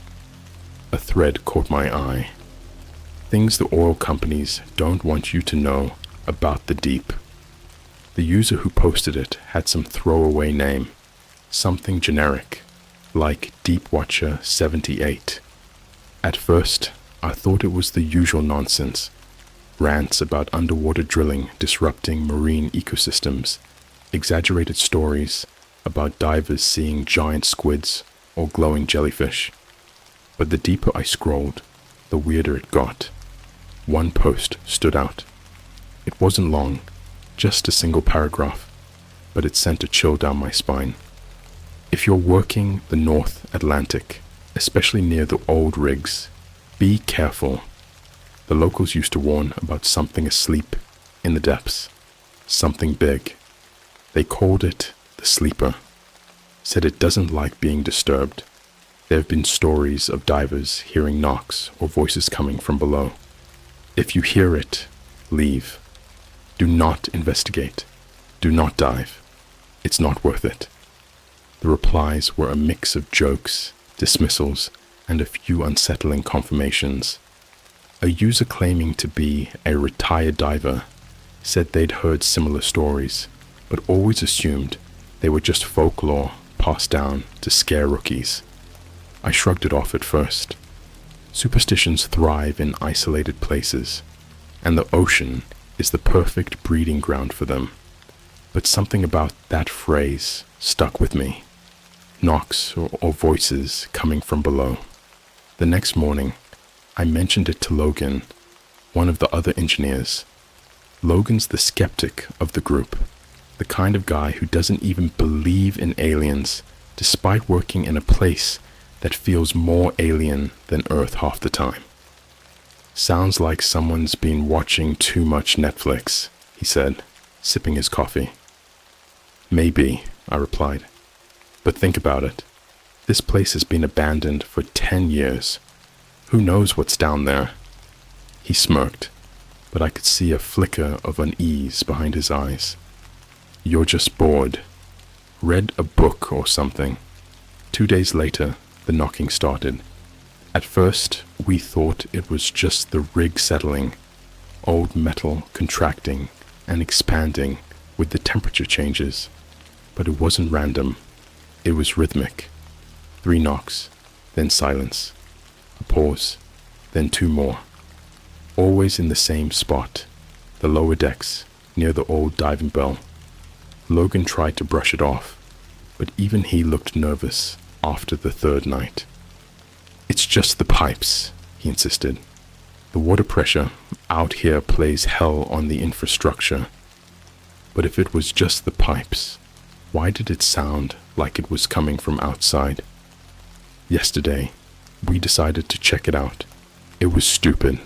I know that now, but curiosity has a way of overriding good sense. We took the dive cameras and lowered them over the side of the rig. The water was pitch black, the kind of dark that feels almost alive, like it's pressing against you. At first, the feed showed nothing but drifting silt and the occasional fish darting past. But then, about 100 feet down, the camera caught movement. Something massive shifted just out of view. We froze, staring at the screen. It was too far to make out any details, but whatever it was big. Bigger than any fish or shark I've ever seen. And then, the camera feed cut to static. That's when we heard it again, the knocking, louder this time, echoing up through the hull. 3 knocks, then 2. Logan turned to me, his face pale. That's not the pipes. I don't know what's down there, but I'm starting to think that forum post wasn't just a joke. The others want to radio for help, but the nearest rescue ship is days away, and the company isn't exactly eager to spend money on what they'll probably write off as crew paranoia. We're supposed to dive tomorrow to inspect the pipelines. I've never been afraid to dive before, but now, I'm not sure I'll come back up. If anyone here knows anything about the sleeper or has heard similar stories, please let me know. I need to know what we're dealing with before it's too late. I couldn't shake the feeling that we were on the verge of something we weren't supposed to uncover. That night, After the camera cut out and the knocking stopped, I didn't sleep. None of us did. Instead, we sat in the rig's common room, a dimly lit, claustrophobic space with mismatched furniture and a coffee maker that had seen better days, and tried to convince ourselves that everything was fine. But it wasn't. The mood had shifted completely. Even Logan, Mr. Pipes and Water Pressure, had gone quiet. He kept staring at the screen where the camera feed had gone dead, as if hoping it would miraculously flicker back on. Meanwhile, Eric, the lead diver on our team, was trying to calm us down. "Look," he said, pacing back and forth. "The ocean's full of weird crap. You ever seen a giant squid? That thing looks like a Lovecraft fever dream. This is just, I don't know, a whale or something. It's no big deal." But we all knew it wasn't a whale. Whatever we'd seen on that screen, it moved differently. Slow, deliberate, like it knew it was being watched. And the knocks? Whales don't knock. The next morning, the dive briefing was tense. Normally, we'd go over the standard safety protocols, double-check the equipment, and assign roles. This time, no one was joking around, or even making small talk. Even Eric looked uneasy as he explained the plan. "We'll split into 2 teams," he said. "Logan and I will handle the pipeline inspection. Carter and Pete, you monitor the comms and keep an eye on the sonar. If you see anything, you call us back up immediately." "And if we hear knocking?" Pete asked. Eric hesitated, then forced a grin. "We ignore it." By the time we suited up and lowered ourselves into the water, my nerves were shot. The dive cage creaked as it descended, the metal groaning under the strain of years of use. The further down we went, the colder and darker it got. Even with our lights, visibility was terrible. The water was thick with sediment, swirling around like a living fog. When we hit the seabed, Eric signaled for us to spread out. The pipeline loomed in front of us, a rusted metal snake stretching into the blackness. Our job was to inspect the welds and look for leaks, but my focus wasn't on the pipeline. It was on the shadows just beyond the edge of my light. Every now and then, I'd catch a glimpse of movement. Nothing clear, just the faint impression of something massive sliding through the water. I tried to tell myself it was just my imagination, but the feeling of being watched was overwhelming.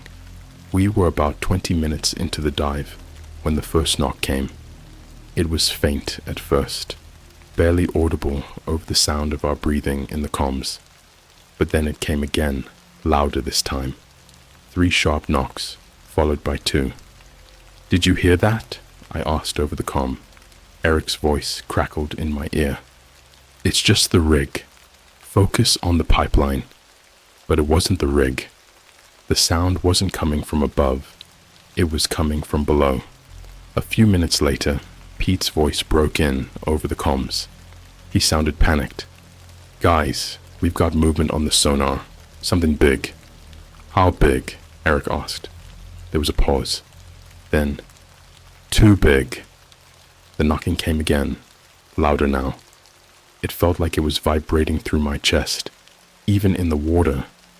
I turned to Eric, who was about 10 feet away, and gestured for him to surface. But before we could move, the lights went out. Not just my light. All of them. We were plunged into total darkness. For a few seconds, all I could hear was my own breathing, sharp and ragged. Then the comms exploded with static, followed by Pete's voice, screaming, "Get out of there! It's right below you!" I don't remember surfacing. It's all a blur. Kicking, clawing at the water, trying to get back to the cage. At one point, I felt something brush against my leg. It wasn't rough like a shark, or slick like a fish. It felt wrong. Too smooth, almost rubbery, like it didn't belong in the water at all. When we finally broke the surface and climbed into the rig, I collapsed onto the deck, gasping for air. Eric was right behind me, but Logan was missing. "Where's Logan?" I shouted, my voice hoarse. Eric just shook his head, his face pale. "He was right behind me." "I don't know." We spent the next 2 hours trying to reach him on the comms, but there was nothing. No signal, no static, just dead air. Meanwhile, Pete and Carter were freaking out, arguing about whether to call for an evacuation. "We can't leave him down there," Carter yelled. "He's gone," Pete snapped. "Did you see the sonar? Whatever that thing was, it's still out there." By nightfall, the knocking started again. This time, it wasn't faint. It was deafening, echoing through the entire rig like something was trying to tear its way inside. We huddled in the control room, too scared to move. Every time the knocking stopped, we'd hear something else, scraping, like claws against metal. At one point, I thought I heard a voice, faint, almost like a whisper, but unmistakably human. "Help me," it said. It sounded like Logan. "We're still out here, and I don't know how much longer we can last. The company hasn't responded to our distress calls, and the supply ship isn't due for another week. Whatever's down there, it's not a whale.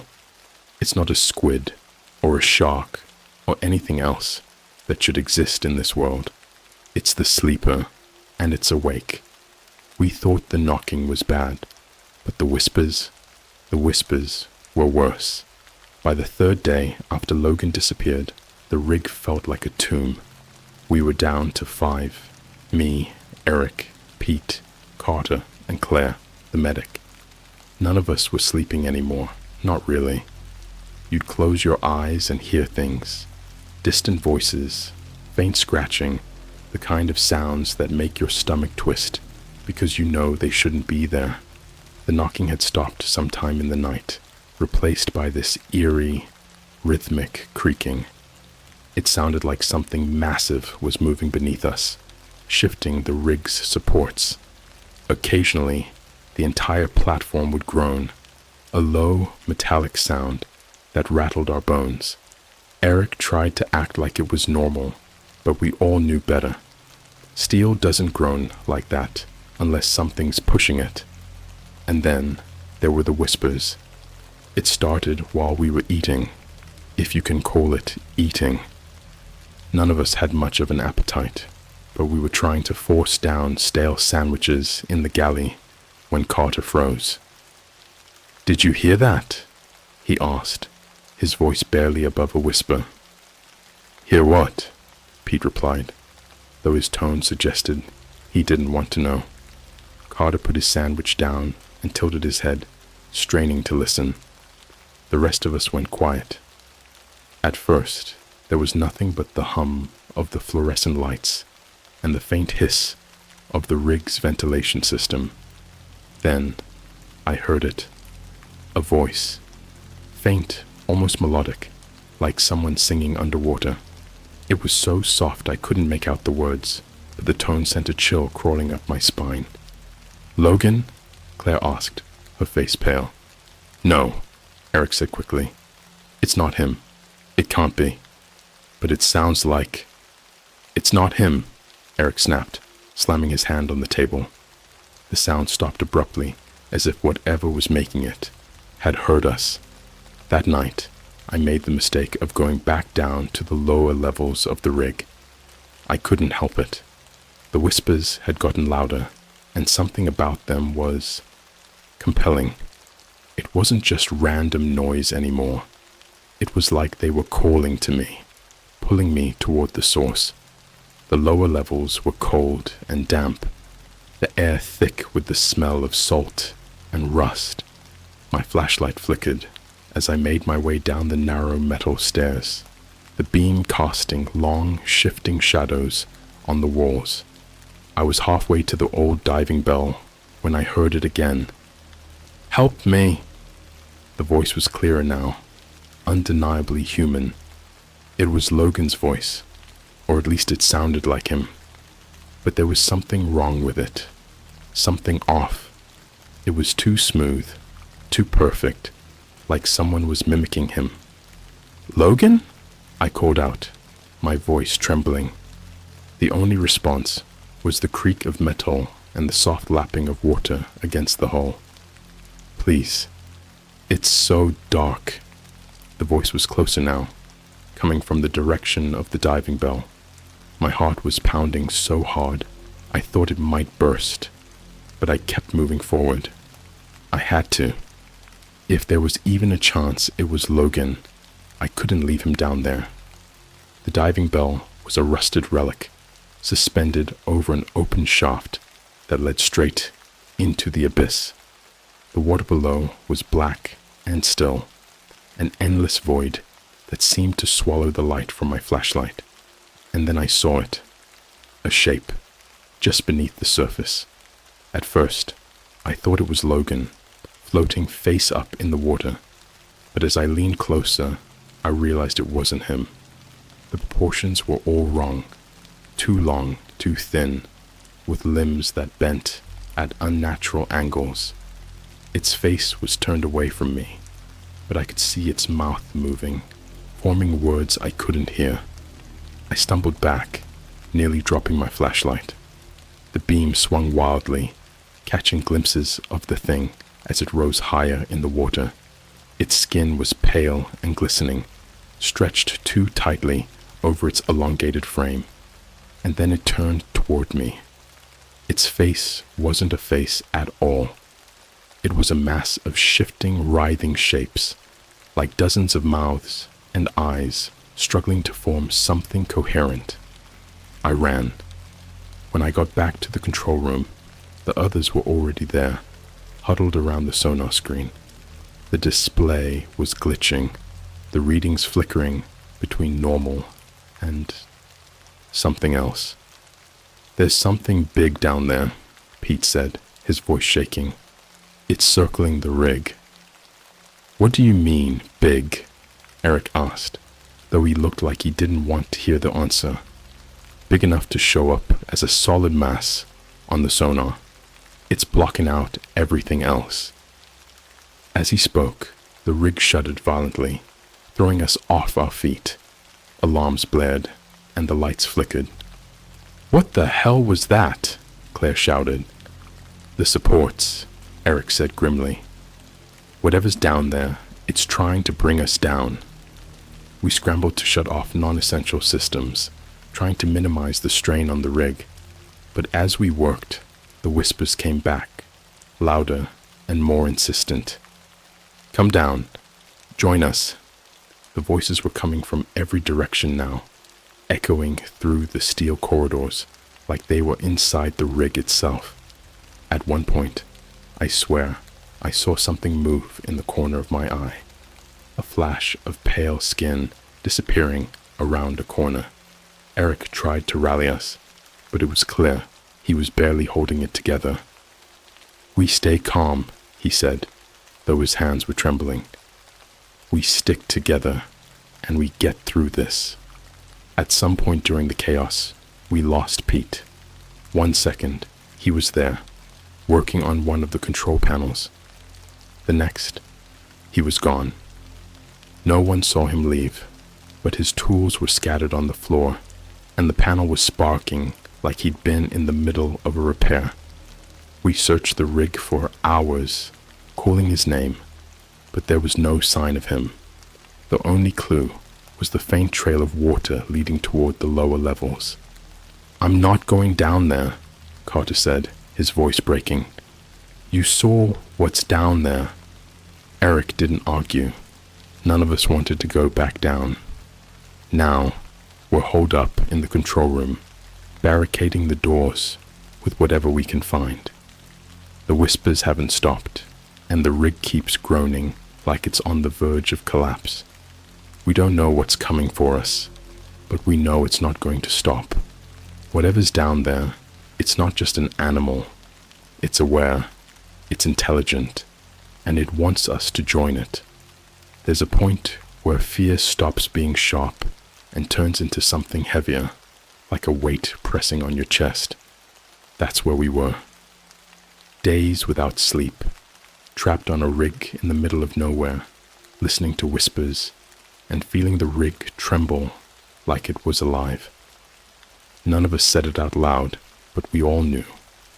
Whatever was down there wasn't just going to wait for us to come to it. It was going to come for us, and it was already picking us off. Pete was gone. Logan was gone. The whispers hadn't stopped, and every time they came, they sounded more like the people we'd lost. "Help me," they'd say, or "Come back." The voices didn't fade anymore. They were constant, an endless murmur that seeped into the walls. That night, the rig shook harder than ever.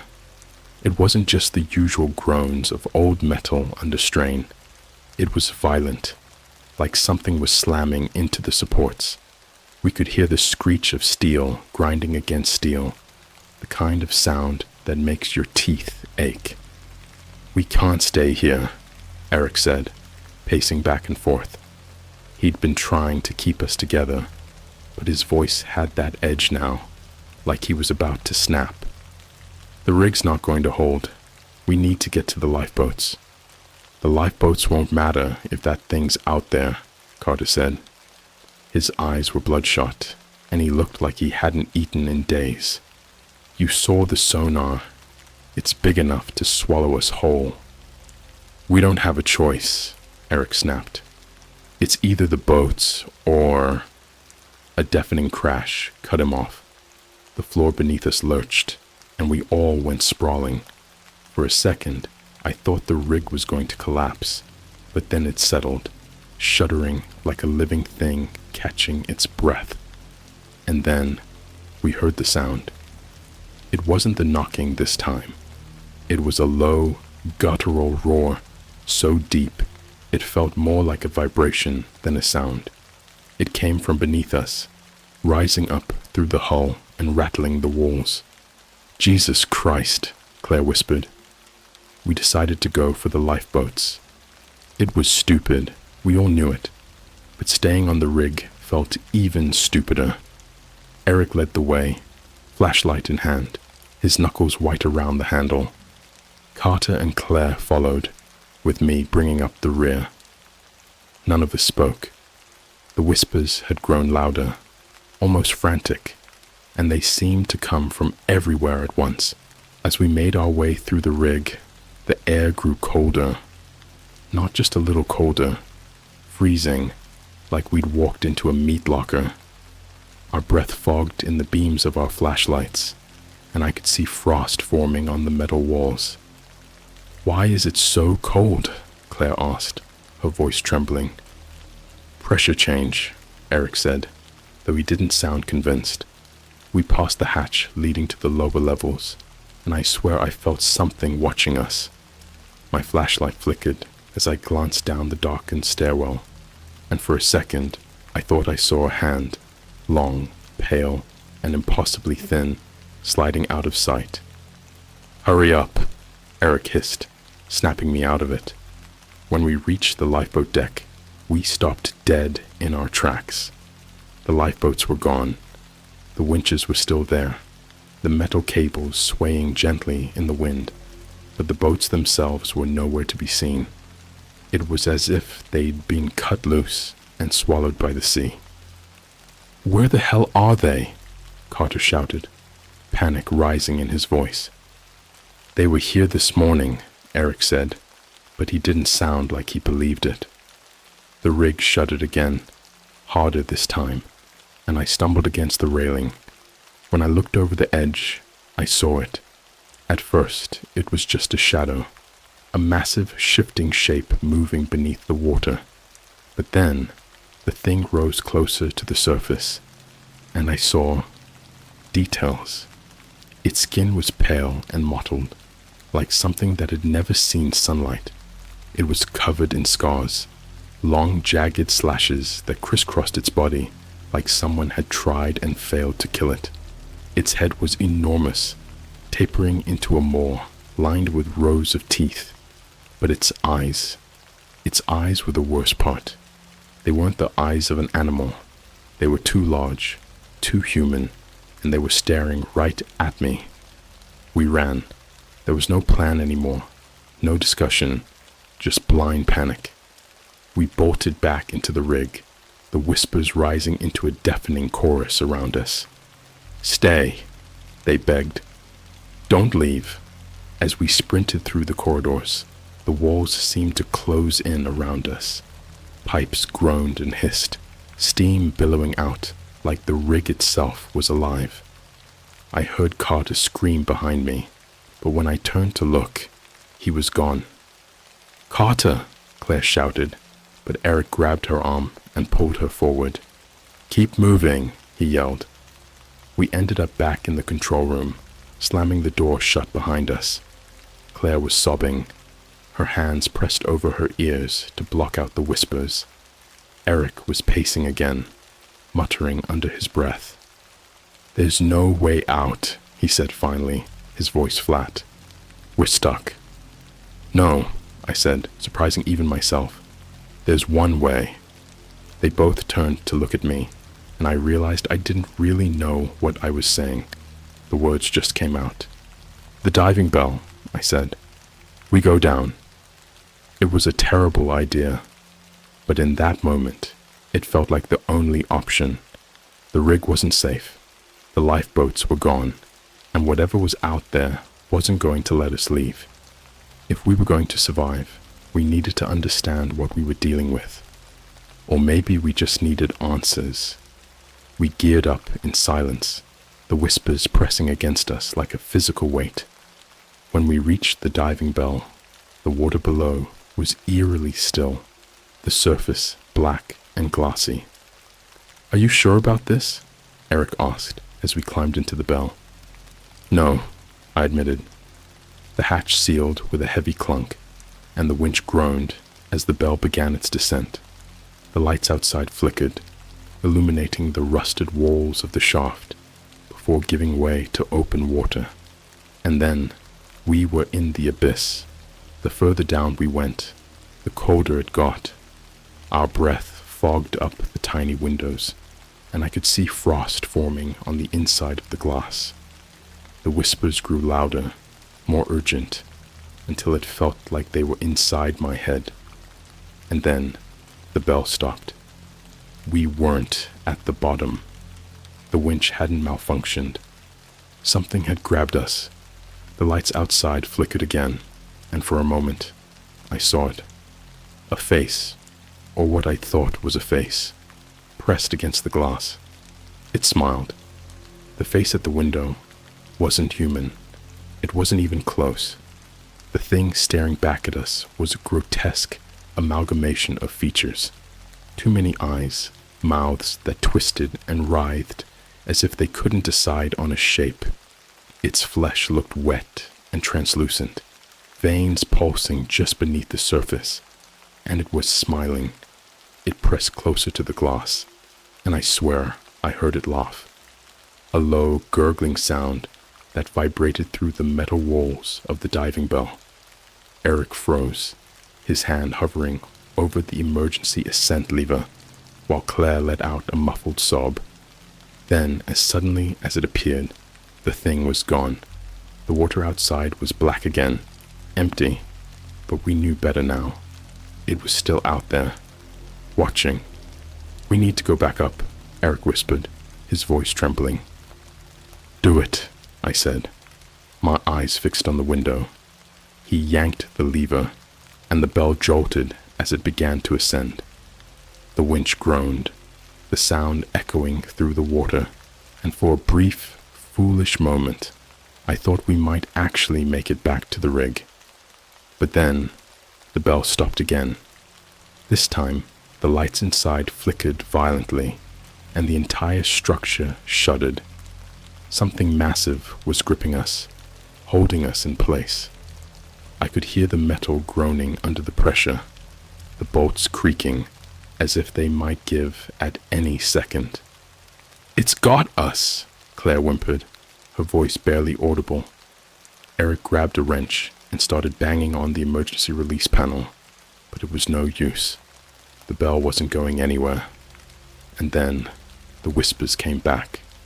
They weren't soft this time.